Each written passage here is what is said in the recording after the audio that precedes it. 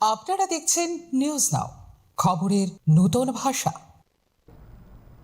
উৎসাহ উদ্দীপনার মধ্য দিয়ে বীরচন্দ্র মনু দক্ষিণ জোনাল অফিসের কনফারেন্স হলে পালিত হল ৪৩তম ত্রিপুরা উপজাতি স্বশাসিত জেলা পরিষদ প্রতিষ্ঠা দিবস।